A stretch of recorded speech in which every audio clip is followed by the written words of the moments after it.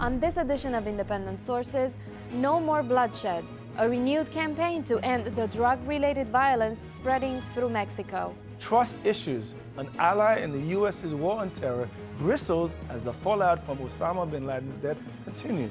And international allies, student leadership on one SUNY campus tap their international roots to fight tuition hikes.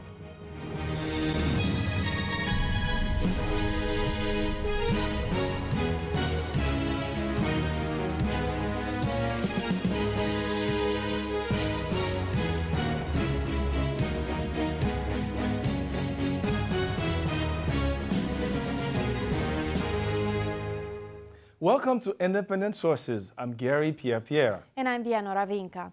An estimated 40,000 people have died in Mexico over the last few years. Their victims and collateral damage as warring drug cartels conduct gangland-style assassinations, and the country's leadership fights desperately to hold back the tide of violence. Members of the Mexican diaspora and concerned citizens back home have launched the No Ass Sangre campaign. The organizers hope the campaign can lead to some solution to the increasing violence and death now plaguing Mexico and the psyches of Mexican citizens around the world. I spoke with two organizers of the No Ass Sangre campaign, Dr. Monserrat Méndez Alvarez and Hector Rios. We talked about their concerns and how they hope to affect some change. Dr. Monserrat Méndez Alvarez and Hector Rios, thanks for being with us. Thank you. Thank you. I'd like to start with a few scenes from the No Ass Sangre rally that took place on the weekend in New York City.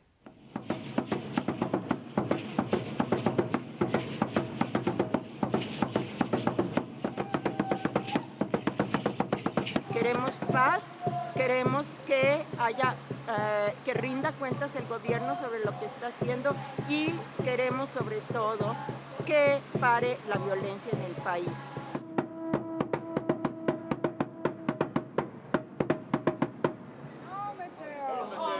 Somos indígenas y venimos también a luchar por la paz y a expresarnos y a manifestarnos por la paz de nuestro querido México.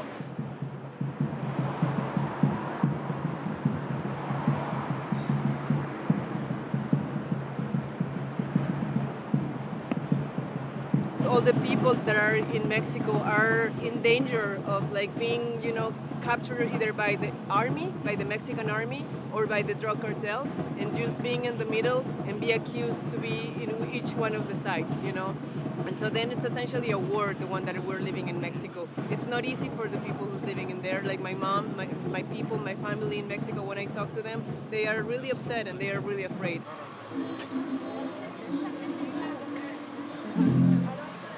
¿Qué problemas serían los más difíciles en México?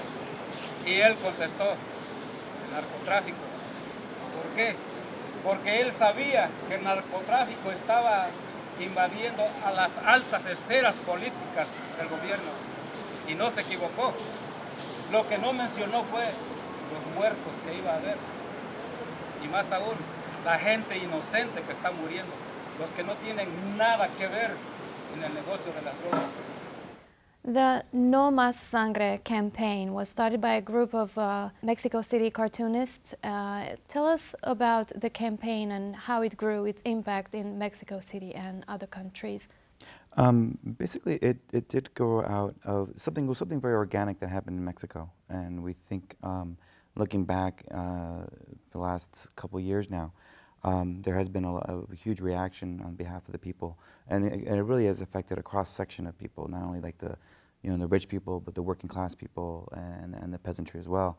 So we see a strong reaction that's basically in the last couple months has basically manifested itself with the death of Juan Francisco Sicilia, which is the son of a poet in Mexico.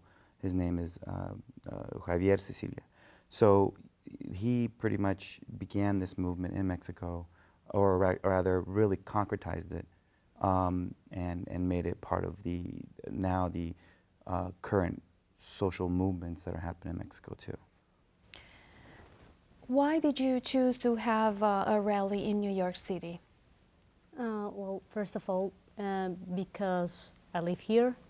I have been living here for 8 months now, and this was part of a reaction, a worldwide reaction, after, as Hector said, poet Javier Sicilia raised his voice, and started convocating people to make a movement against violence. So we think, as Mexican people living abroad, we can't be, we have to be more active and start raising our voices too, so that the government knows that we're not happy with how things are going right now in our country. And you chose to stop by the UN also. Why make that stop in front of the UN? Did you hope to convey a particular message? What did you hope to achieve? Well, because the UN is a symbol of global justice, peace, and like the official global organization of peace around the world. What are the main drugs involved in this? Is it marijuana and crystal meth, and is the U.S. The main customer, so to speak, to the trade? I mean, of course, there's always been drugs, trafficking and going to the north, to the where the demand is, basically. However, though, I think there's always been violence in Mexico. There's always been that kind of but it hasn't been so really that abrupt and that's in your face. And since Plan Mérida, or not, yeah, Plan Mérida, or the Mérida Initiative, as it's called, which was basically the U.S., Mexico, and other Central American countries had combined forces to try to combat the drug trade. Basically, the U.S. gave Mexico, I think it was like $2 billion in that respect, to try to combat those in terms of arms and in terms of other, and bullets. And what we've seen really has been an increase not only in the violence against the Mexican people in general, and there's been over, like, in the last, from 2005 to 2009, there's been 1,000% increase in the human rights violations that have happened in Mexico. So it's one of those things where, I mean, there's a lot more players involved than just talking about just drugs itself. Because what happens is, with all the new armaments that Mexico has now, we see a general repression coming down against social movements in Oaxaca.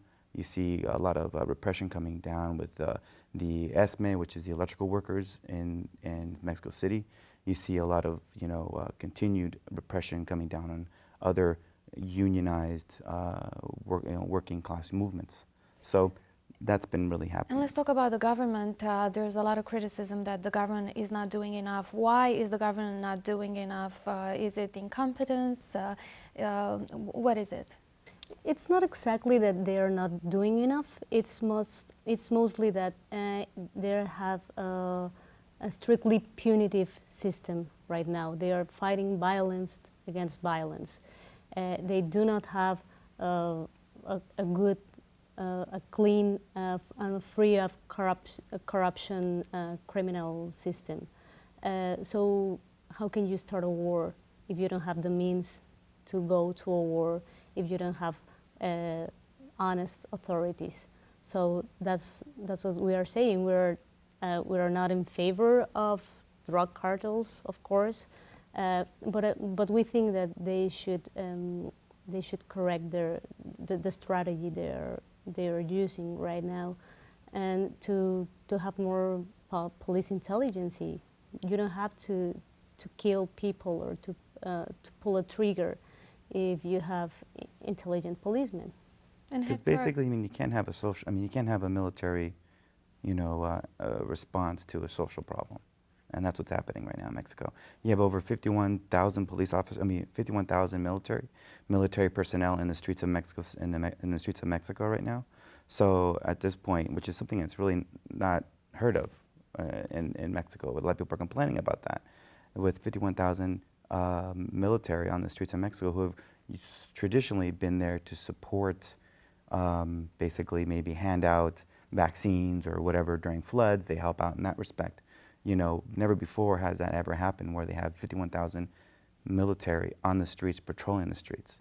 So that's been basically an affront to human rights and the Constitution of Mexico as well. So that's been a big, you know, boiling point. And in closing, Monserrat, do you think that seeing that with this campaign, No Mas Sangre, more people are taking the streets to protest, do you hope that more will be done to prevent future violence? Yes, of course. I think we have moved some steps further ahead. We just heard that President Calderon wants to establish a dialogue now between civil society and the government. So yes, we are hoping for everything to get better and to stop violence and to have stop having a piecemeal approach to this. We have to talk with public health people, with policymakers, and removing the army from the streets would be the first step. That's what we think. Dr. Monserrat, Méndez Alvarez, and Hector Rios, thank you for being with us today. Thank you. When we come back on Independent Sources, can the U.S. and Pakistan resolve their trust issues after Osama bin Laden's death? Before that, Abi Ishola has some other news. Thanks, Vianora. Here's a look at some headlines from the ethnic media. From Color Lines, an undocumented immigrant woman who gave birth shackled to a bed while in police custody has emerged victorious in a Tennessee court. The judge in the case ruled that cuffing Juana Villegas to her bed during labor violated her human rights. Villegas was stopped by police in 2008 for careless driving, driving without insurance, and a license. She was taken into custody after police discovered she was in the United States illegally. Villegas was 8 months pregnant at the time. The sheriff's office has since overturned its policy. Currently, pregnant women can only be shackled during transport if there's a credible threat that they might escape. Pornography is now a growing industry across Africa. The Root reports that hundreds of young Africans in the Democratic Republic of Congo, Ivory Coast, Morocco, Nigeria, and South Africa have high hopes of joining the porn industry in Africa and abroad. Many look up to successful porn stars. Africa's pornography industry is small compared to America's $7 billion market, but it's emerging steadily, mostly through the web. South Africa currently has the top pornographic industry on the continent. The Jewish answer to Al Jazeera is on its way. Israeli billionaire Alexander Mashkevich recently announced that he and other investors will join forces to launch an international Jewish news network similar to Al Jazeera. Jewish World's Dovid Efune wrote commentary about the announcement. He says complaints of Israel's treatment in the media have been widespread for years. He thinks the station could help the nation's standing in the arena of public opinion. And finally, from the Filipino Reporter, a study finds that Filipino men are the most vain among Asian men. 48% of Filipino men who participated in the study consider themselves sexually attractive. This compared to 25% of men in Singapore, 17% in China, and 12% of men in Hong Kong. Sinovate, the company that conducted the study, says the findings are a good clue for marketers of personal grooming products to target Filipino men specifically. Those were just a few headlines from the ethnic media. Back to Garry and Vianora in the studio. Thanks, Abi. One thing has been clear since Osama bin Laden's death last week. The U.S. is growing impatient with the Pakistani government. Even President Obama abandoned his usual diplomacy when addressing the issue. All that being said, the U.S. still does not want to burn over 10 years spent gathering counterterrorism intelligence through Pakistan and the $10 billion invested in that country over that same space of time. I sat down with Pakistani journalist Jehangir Khattak and Masood Haider. We talked about the tensions in the country and what seems to be the fraying relationship between the U.S. and Pakistan. Masood, for years, Afghanistan has been saying over and over that bin Laden was hiding in Pakistan. And Pakistani officials have denied it. And last week, he was in Abbottabad. How did this happen? I think basically Pakistan was denying it because it was not sure itself what to say, because it didn't want to harbor it. But then again, I believe there might be some sympathizers in ISI, Pakistan, who were there, which aided Obama. I think You mean there's no Osama? doubt in my mind. You mean aided Osama? Osama. Okay. And like President Obama said yesterday, there was a support group over there in Pakistan for him. And I think that is absolutely right. There was a support group. That's why he was getting succor and sustenance from that. So all those factors were there. How does he know? Of course, he's there for about a year. I mean, for 5 years. And Americans are watching him, so they know all that. Okay. You know? Jehangir, let's take it to Pakistan. Apparently some politicians and journalists are calling for an inquiry into this whole situation.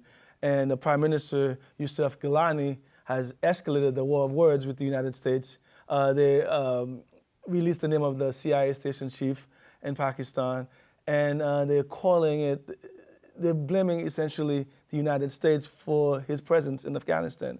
Now, are we going to see anything as an inquiry into this, or are we going to see an escalation of words? Well, Garry, I think it has two aspects. One is certainly the inquiry that will be taking place in Pakistan.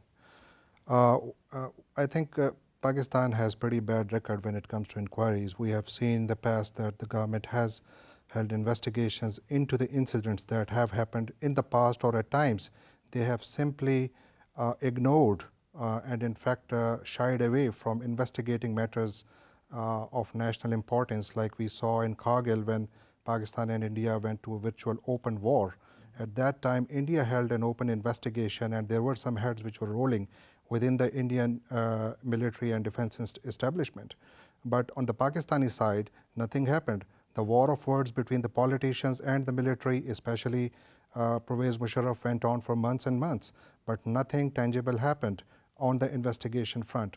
So I am not very confident about the results, but I think that still we should wait for the investigation, whatever investigation they are going to hold, and instead of going to the conclusion that there were people within the Pakistani intelligence community who had some sort of connection or contacts with bin Laden, and or for that matter who had facilitated his presence in that region, which is extremely sensitive, and to many it comes within the red zone when it comes to security cordon around Pakistan's premier military academy.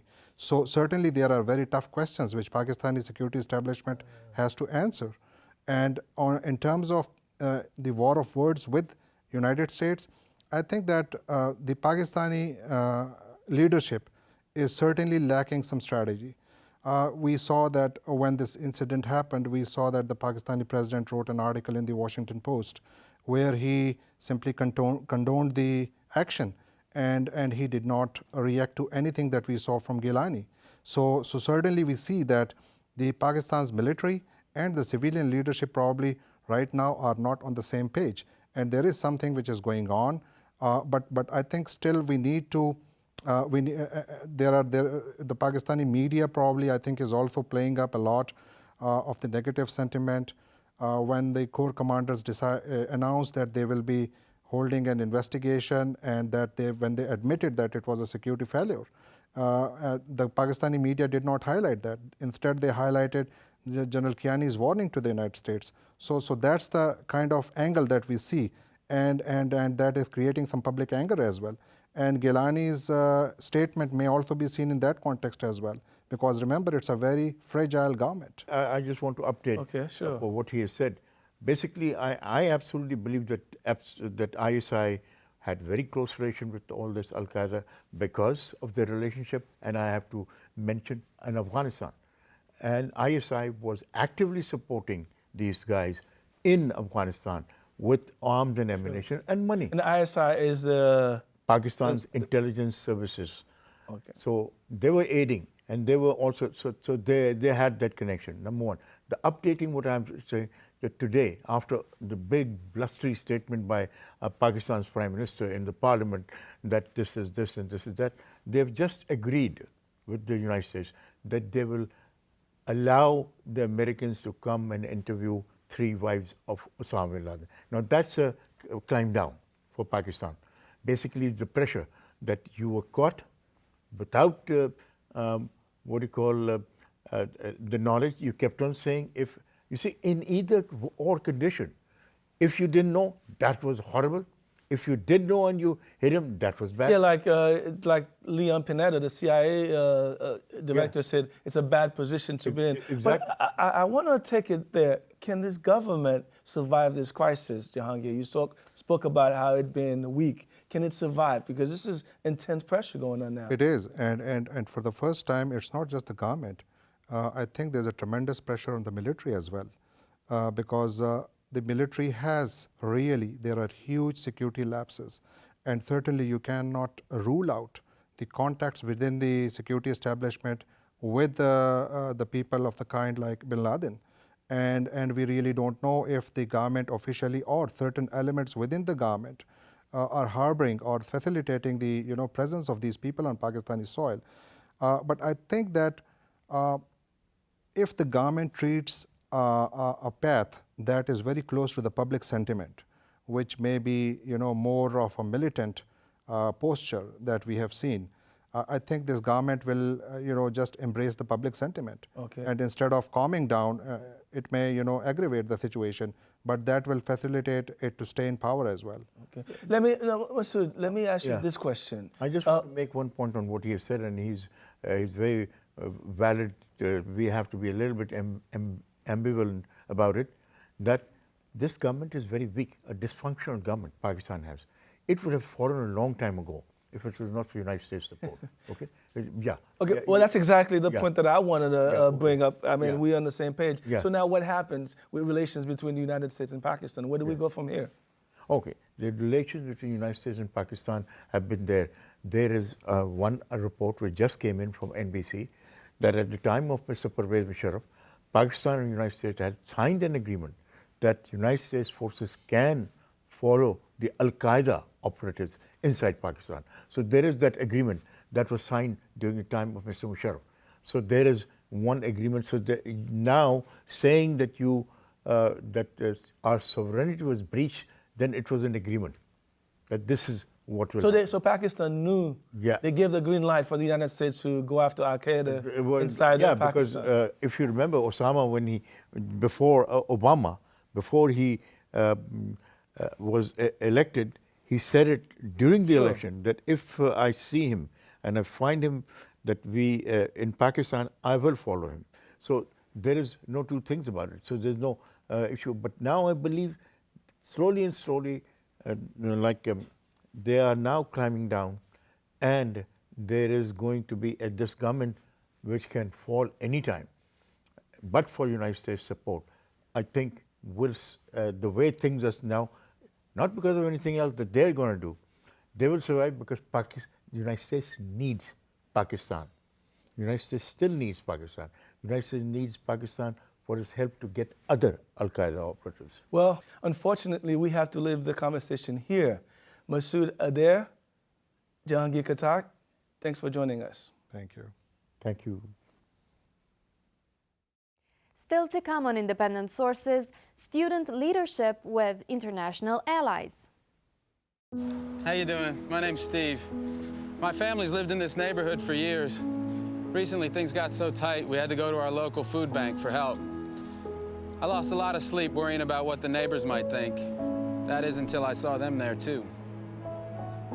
How'd I do, Steve? A little stiff. You could have done a little better. What? Come on. I have an Academy Award. Yeah, but not for playing me. Play a role in ending hunger. Visit feedingamerica.org/hunger and find your local food bank. Finally from us tonight, New York Governor Andrew Cuomo recently announced his support for tuition increases at flagship campuses in the State University of New York, or SUNY. Governor Cuomo also backs a plan that would allow university administrators to formulate their own tuition increases, saying, quote, "There's no cookie cutter." Students have organized in opposition to the increases, and on the SUNY Stony Brook campus, international students are leading that charge.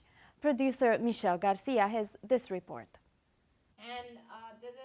These are the voices of student leaders. Public education is an attack, and that we want to make it change, and that the change starts from us, basically, you know, like nobody else is going to speak from us. SUNY must remain devoted to providing quality, free public education to all. Voices speaking out against the tuition hikes and fee increases state leaders argue are needed to deal with a budget deficit. 8% of SUNY Stony Brook students are international students. 4 of the 5 elected graduate student leaders hail from other countries, from a Mexican-born historian to a Chinese microbiologist. I think give me a chance to look at how in U.S. the democracy works. Theirs is a global approach to student organizing, enlisting input from student leaders from Puerto Rico, who led a protest against an $800 fee increase. We have to be decided, we have to be perseverant, we have to organize from the base, and when you do that, you can start tasting the possibilities of a new world, of a new university. The student-led strikes shut down the university and forced the resignation of the university president. At SUNY, the conference drew online viewers from Russia to California. Students see their issues as the result of similar global economic forces. State leaders have proposed tuition and fee increases to close a budget gap. Students argue budget solutions must not fall on the least able to pay, particularly at a time of record profits on Wall Street and when the salaries of administrators are on the rise. Enciso was quoted in El Diario La Prensa as saying that the budget cuts will keep working class and minority young people in low-paying jobs. A lower-class New Yorker has a lot in common with lower classes in other parts of the world. And this is not like, the cutting taxes for the rich people and this extraction of resources from lower classes, workers, people working on the kitchens, the gardeners. This extraction of resources is not just happening in New York. The leaders ran as a pack, a team. Young people from other countries are often bringing a collective sense of self, not individual, I'm going to get ahead and elbow you out of the way. It's just, I can't rise if you don't rise. That's very different. Meanwhile, some U.S. students look on, staying out of campus struggles. I'm actually from Southampton, and they just closed down that school last year. And we had some protests and things, but it didn't really seem to actually change the outcome of the school. But students are encouraged by what they say is a sense of their role in a larger global fight. So most of the international students have fellowships in their own countries. When they come, they have their own funding. They actually pay the tuition. We actually pay for everything. The most privileged of us has funding from our departments, but no, in fact, if they increase the tuition in SUNY, it doesn't affect me. For Independent Sources, I'm Michelle Garcia.